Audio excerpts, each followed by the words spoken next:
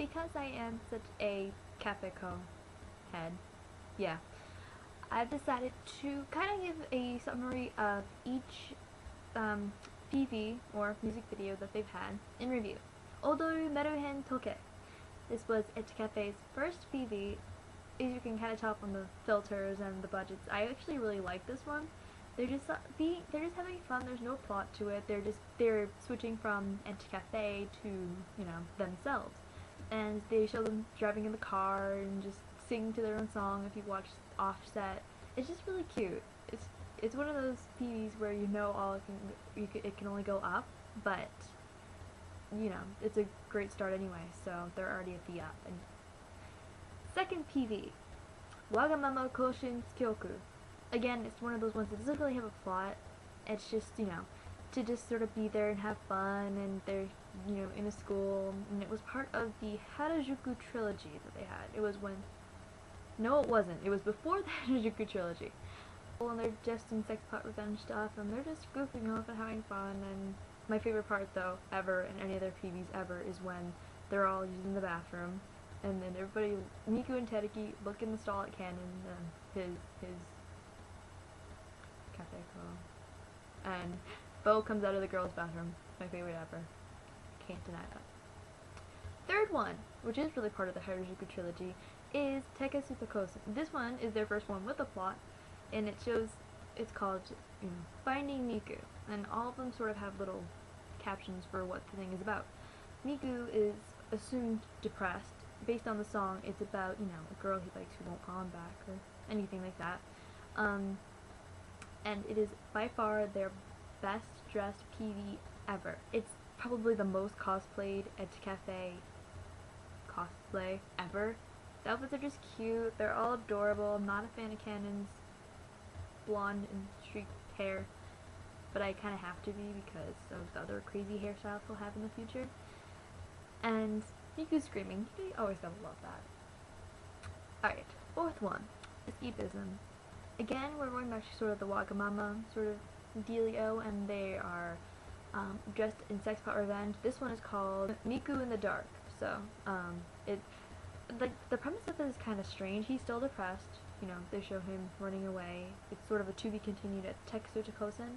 So then escapism is the continuation of that. Miku's depressed. He's in like some like cylinder thing with pink fuzziness, like cotton candy. And then his friends try to help him out. They send him dark candy, they send him feathers, they send him porn before Kennen and Teruki get a good look at it. And finally they just send down pictures of themselves as friends, having a good time, and brings Miku out of his depression into happiness. Yay. Fifth one is the third of the Harajuku trilogy, and that is merrymaking, or merrymaking gu. The premise of merrymaking is sort of the conclusion of, you know, Miku not being so sad anymore. They call it the Roar of MBKT. Yeah. This is actually probably the most normal one. They're just running around. They have the cue cards that have like the questions on them, but they're in kanji and I don't know what they say.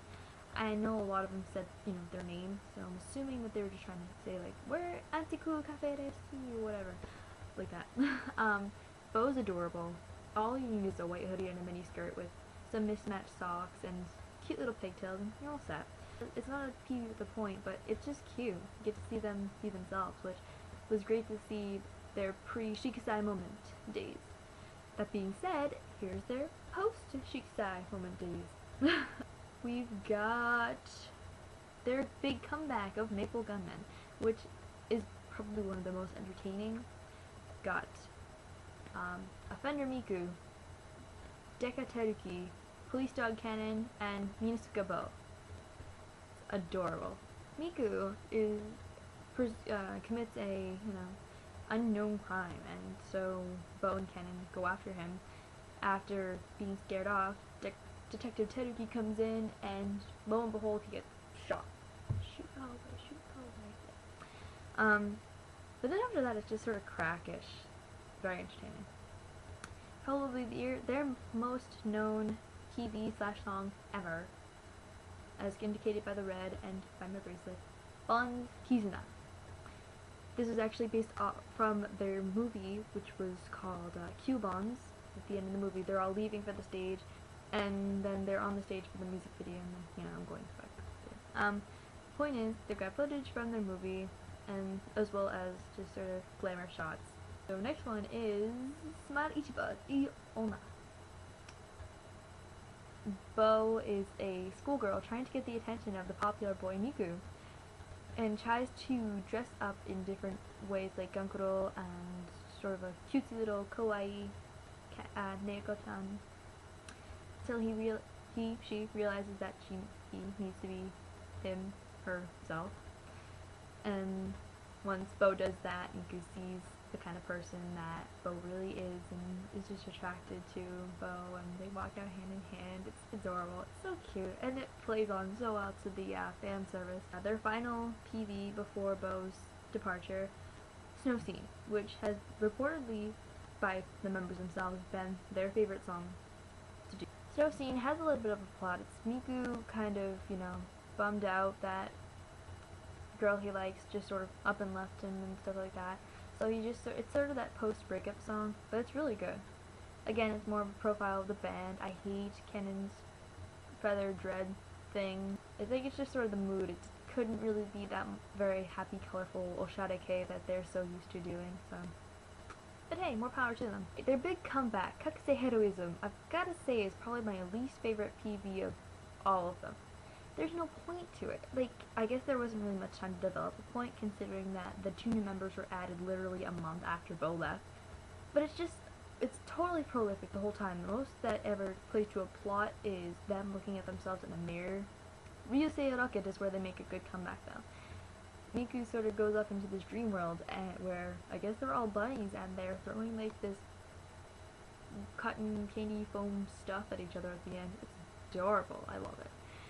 But at one point, some people who are wearing jackets or vests or whatever are wearing them as they're wearing bunny suits, and then you clip to the next part and they're all gone. Like, where'd they go? Cherry Sakuki is, again, more prolific than a plot, but they're just sort of being like professors at a school and stuff like that. And the whole song is like a graduation song.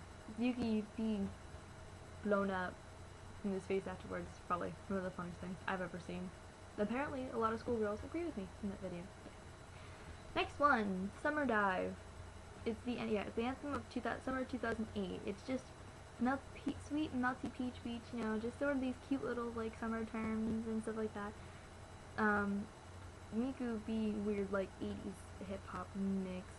Everything's sort of oversized on everybody's like colorful, you have black and white, nothing makes sense, everything is like peachy, and then inflatable whales, and it's like they're being back to themselves and they're just having a fun time. It's not really a focus on the PV itself, but just having fun, which, I missed.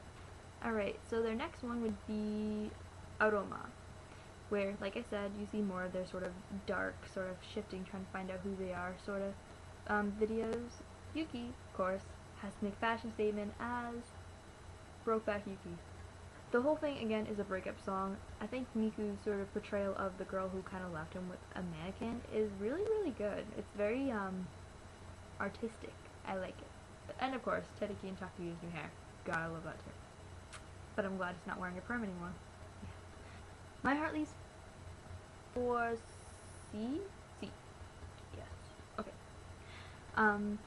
Is a dedication song to the Cafekko. I really like that idea. I do. Miku, he's always said how grateful he is for the fans and stuff, and,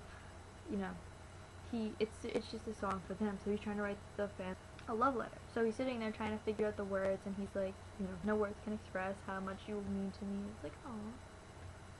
So, it's one of those things where you feel like he's singing to you, which is great. I love it. I just wish they would have shown the rest of the band more. Same thing with Aroma, by the way.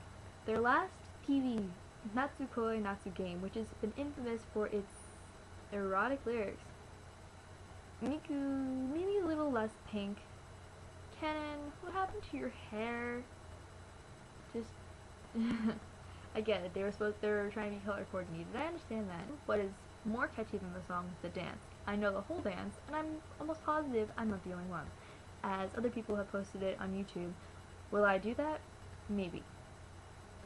Because everybody else. What is more catchy than the song is the dance. I know the whole dance, and I'm almost positive I'm not the only one, as other people have posted it on YouTube. This is Azarathsflamee /Tor.